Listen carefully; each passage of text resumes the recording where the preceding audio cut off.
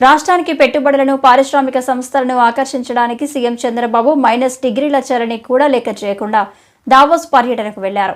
YCP నేత జగన్ మాదిరిగా చలి గురించి సాకులు చెప్పలేదు అని టీడీపీ పోలిట్ బ్యూరో సభ్యుడు వార్ల రామయ్య అన్నారు. ఆయన విలేకరులతో మాట్లాడుతూ నారా లోకేష్ బాబు గారు తదితర బృందం దావోస్ వెళ్ళటం మనందరికీ తెలుసు.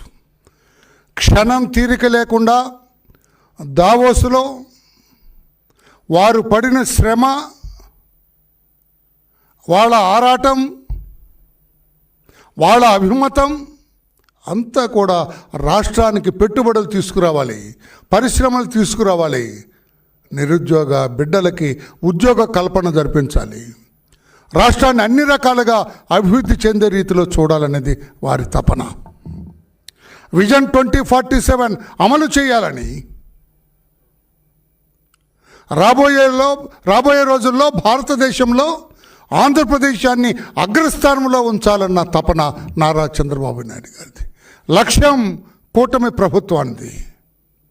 లోకేష్ బాబు గారు కూడా తనకున్న శక్తియుక్తులన్నీ, తనకున్న జ్ఞానం మొత్తాన్ని కూడా అక్కడ పెట్టి రాష్ట్రంలో పెట్టుబడులు తీసుకురావడానికి పడుతున్న తపన అభినందనీయం, వర్ణనాతీతం అని చెప్పి కూడా నేను తెలియజేస్తున్నా. జగన్మోహన్ రెడ్డి గారు ఏదో మాట్లాడతారు. ఆయన మంత్రులు ఉన్నారు, ఒక చిట్టా ఉంది, 4-5 పాపం ఉన్నారు ఆయనకి, నోటుకొచ్చినట్టు మాట్లాడతారు. మీరు గతంలో దావోస్కి వెళ్ళారు, జగన్మోహన్ రెడ్డి గారు ఎందుకు వెళ్ళారు? పెట్టుబడులు తీసుకురావటానికా, లేకుంటే లండన్లో ఉన్న మీ బిడ్డలను చూడటానికా? చూడటం తప్పని నేను అంటలేదండి, నేను చాలా జాగ్రత్తగా మాట్లాడతా. మీరు ఆ రోజున మీరు దావోస్కి వెళ్ళారు, 4 సంవత్సరాలు ఇది ఉంటే మీరు ఒకసారి వెళ్ళినట్టున్నారు దావోస్కి. What you have done there? ఏం చేశారు మీరు అక్కడ? చలిగా ఉందని రూమ్లో కూర్చొని పాస్తా తింటూ కూర్చున్నారు. పాస్తా ఆయనకు చాలా ఇష్టం అంట జగన్మోహన్ రెడ్డి గారికి పాస్తా. అక్కడ విరివిగా దొరుకుతుంది. మనం బిర్యానీ అనుకోండి, సపోజ్ మనకు మటన్ బిర్యానీ ఎలాగో అక్కడ పాస్తా. రూమ్లో పాస్తా తినుకుంటూ కూర్చున్నవాడటండి. ఆ పెట్టుబడులు జరిగే ఆ ప్రాంగణానికి వెళ్ళలేదు ఆయన. చలిగా ఉంది అమ్మో ఇది ఎక్కడని. అది నేనంటున్న మాట కదా, వాళ్ళ మంత్రి అన్నాడు. ఆ రోజున ఐటీ శాఖ మంత్రి అమర్నాథ్ రెడ్డి అనుకుంటా, కుర్రాడు పాపం, నోటికొచ్చినట్లుగా మాట్లాడతారు అర్థం పర్థం లేకుండా.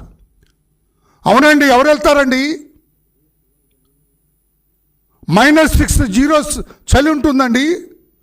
స్నానం చేయటం చాలా ఇబ్బంది అండి. మేము ఇంతవరకు స్నానం చేయలేదండి దావోస్లో 4 రోజులు అన్నాడు.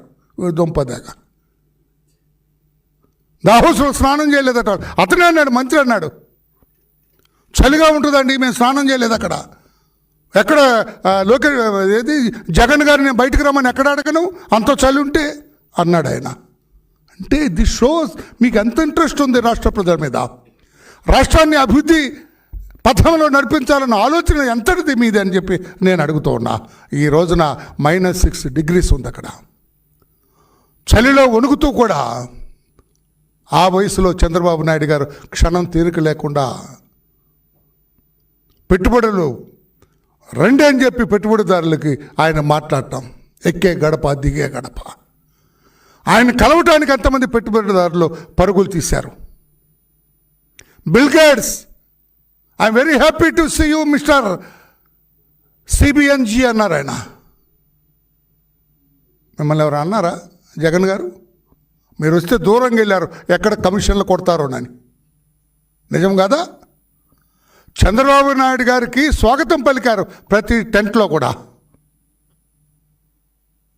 మేము వస్తాం, పెట్టుబడులు పెడతామని స్వాగతించారు చంద్రబాబు నాయుడు గారిని. అది చంద్రబాబు నాయుడు గారికి మీకు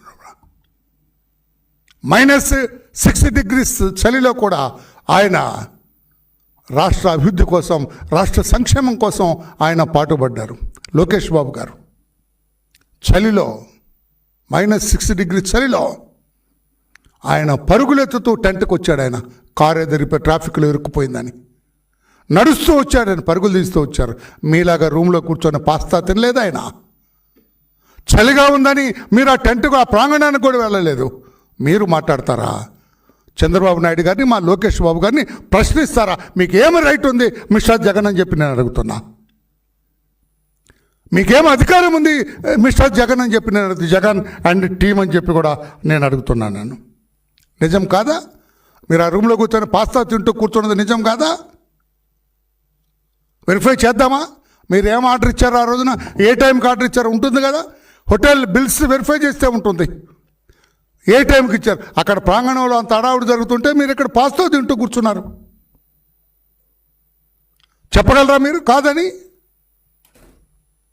చలి ఎక్కువ, స్నానం చేయటం ఇబ్బంది అని చెప్పి మా నాయకుడు, ఈ కోడిగుడ్డు బ్యాచ్, ఏమరా మీరు ఏం తెచ్చినారా బాబు, మీరు దావోస్ వెళ్ళారు కదా మీరు మీ నాయకుడు అని అడిగితే, ఈ కోడిగుడ్డు మంత్రి అమర్నాథ్, ఇప్పుడే గుడ్డు దొరికిందండి మాకు, అది పెరగాల పెద్దవాళ్ళ పొదగాల అప్పుడంటే ఎన్నేళ్ళు అవుతుంది, కోర్టుకి పడితే వాళ్ళు బయటకు పోయినారు.